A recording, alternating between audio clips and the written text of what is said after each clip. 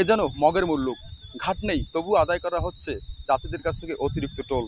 বলছি বাগেরহাট জেলার রামপাল উপজেলার নদী পারাপারে খেয়াঘাটের কথা, যেখানে প্রতিদিন শত শত নারী পুরুষ এই নদী পার হন।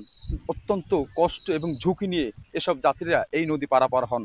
যাত্রীদের অভিযোগ, ইজারাদাররা এখানে ঘাট তো করেননি, বরং জেলা পরিষদের নির্ধারিত যে টাকা রয়েছেন তার 3 গুণ টোল আদায় করছেন ইজারাদাররা।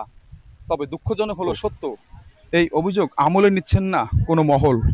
এ বিষয়ে আমি খোঁজ নিয়ে যতটুকু জানতে পেরেছি তা হলো মোংলা ঘুষিয়াখালী নৌ চ্যানেল সংলগ্ন রামপাল নদে নৌকায় পারাপার হতে হয়। চ্যানেল খননের আগে নাব্যতা সংকটের কারণে এ নদে ভাটার সময় পানি থাকতো না।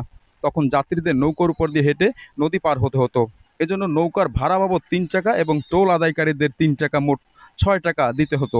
আর মালামাল বহন করলে অতিরিক্ত ভাড়া আদায় করা হতো।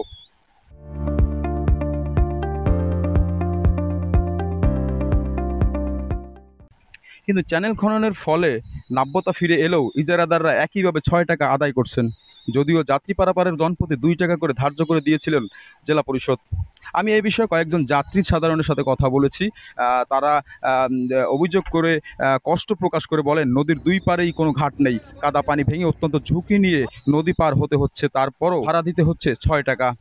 এ নিয়ে আবার কথা বলতে গেলে টোল আদায়কারীরা যাত্রীদের সঙ্গে চরম দুর্ব্যবহার করেন। কয়েকজন নারী যাত্রীরা অভিযোগ করে বলেন, ছোট বাচ্চাদের কোলে নিয়ে এভাবে নৌকায় ওঠা খুবই কষ্টকর। টাকা বেশি নিয়েও যদি ইজারাদার ঘাট এবং ঘাটে আসার রাস্তাটা ঠিক করে দিতেন তাহলেও মেনে নেওয়া যেত।